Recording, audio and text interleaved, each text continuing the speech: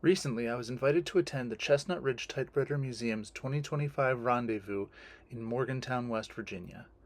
And I was really excited to get to go and meet all these wonderful collectors and see these machines, but it brought up an interesting question. My collection is nice, but it's nothing that would impress a collector's group like this. So what could I bring? The only machine I had that I thought maybe people wouldn't have seen would be my Toshiba 1400 FL that I've restored previously on the channel. So when the day came, I packed up the car and took the long but lovely drive from Chicago to West Virginia.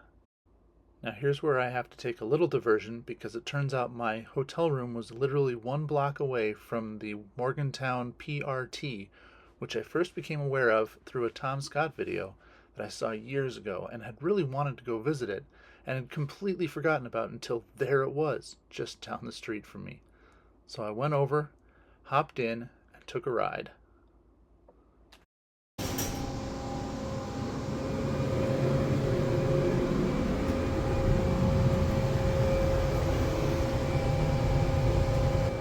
Here we go. PRT stands for Personal Rapid Transit, and it's a neat little machine. It's just these tiny little bus-like things that run along an elevated track, and they take you directly to the stop you want to go to. Meanwhile, it gives you a great view of the city of Morgantown and the river and the fall colors that were exploding all around me. I would have loved to show you the entire video. Yes, I filmed the entire trip. Maybe I'll put that onto a bonus video at some point. But we're not here for public transportation, we're here for typewriters. So after that, I went and got some breakfast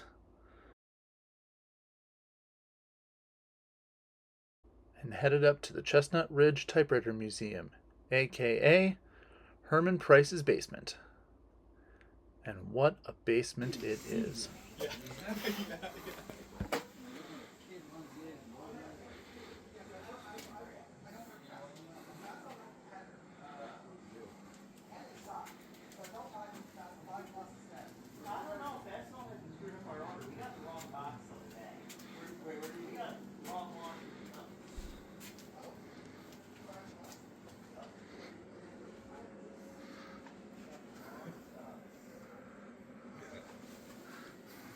Send something to my sister real quick here.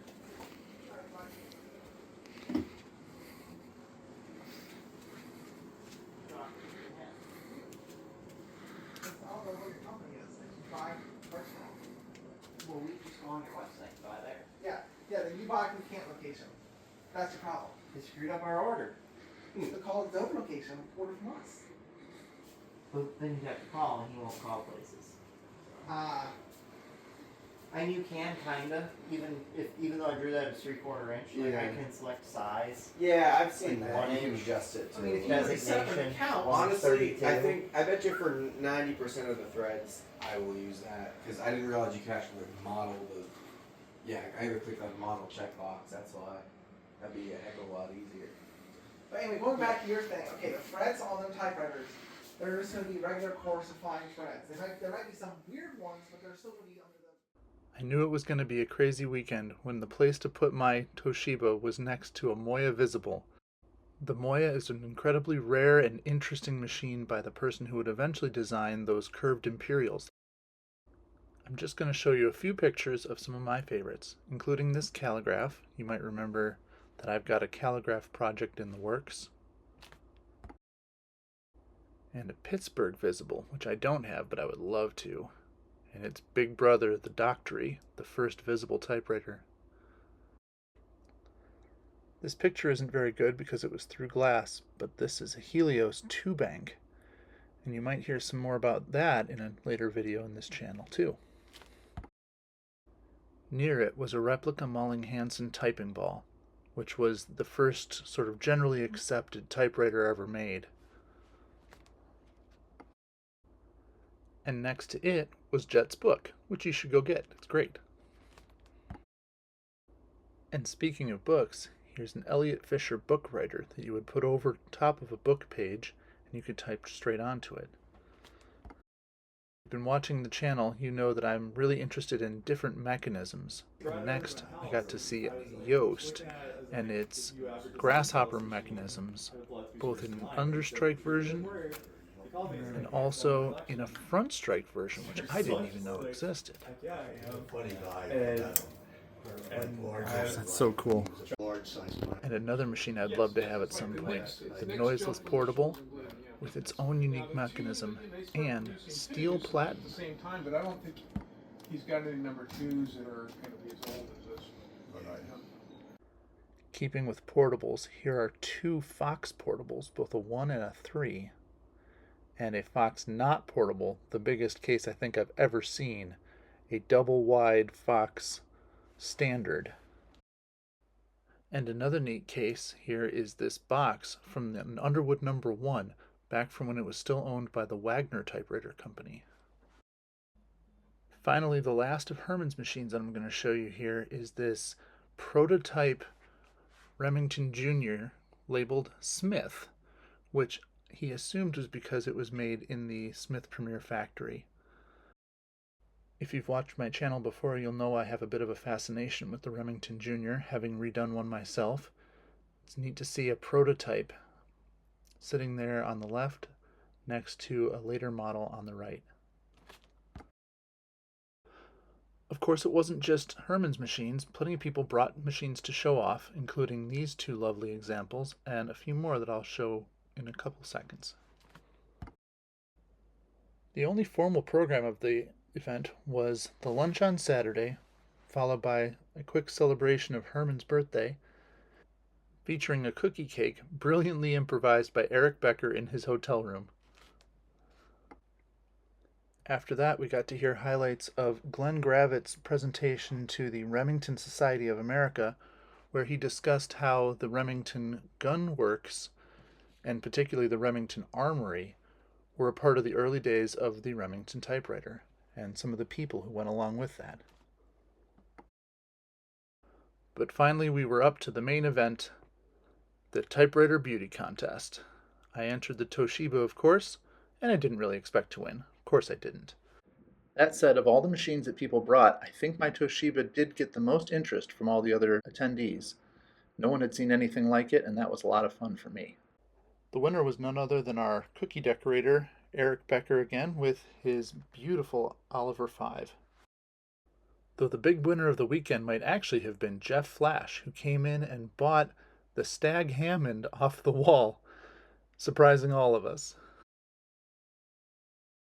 And while we like to focus on the machines, of course, the event is also about the people, and it was great to meet so many awesome collectors and talk to them about collections and machines and companies and history and techniques.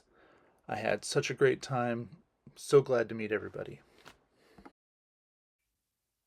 And I didn't come home empty-handed. This is the Hall Braille writer that I came home with. It is one of the first, if not the first, Braille typing machines that was ever created, and it was invented and designed, at least in part, maybe in whole, by the same person who designed the Chicago. And I hope to tell you more about that in a future episode. Also, this cute little Walther mechanical calculator. It's got less precision than most machines, but what that does mean is it's nice and small, which will fit nicely on a shelf. You will not have seen yet, but I did one time revive a Marchant, nice big beautiful machine that's at my father's house these days. I gave it to him as a Christmas present. And I'm also working on restoring a Facet NTK. But in the meantime, I kind of wanted to have one more little hand crank calculator. And as you can see, both machines are a little dirty. The Walther has this indicator that's off by 1. The indicator doesn't actually matter. It's this position that matters. So as long as you don't pay attention to that and pay more attention to this, it's a little annoying, but I think the rest of the mechanism all works. Just needs cleaning and such. For the Hall, the carriage does slide. If you do the carriage release, the carriage slides. However, the escapement is not right, and I think there's something bent in there. So it's going to be an interesting adventure to fix that up too. So we will see. These will come up in a future episode each, I'm sure. And until then, I hope you enjoyed this description of the 2025 Rendezvous at the Chestnut Ridge Museum. And thank you again, Herman Price, for hosting us. I had a great time. Thank you to all the lovely people I met. And I hope to see you again sometime. And to all you viewers, if you get a chance to go out and see Herman's collection, or really any collection, go. You're going to see some incredible machines. And meantime, I hope to show you some of these kind of machines here on this channel. So thank you all for watching, and I'll see you next time.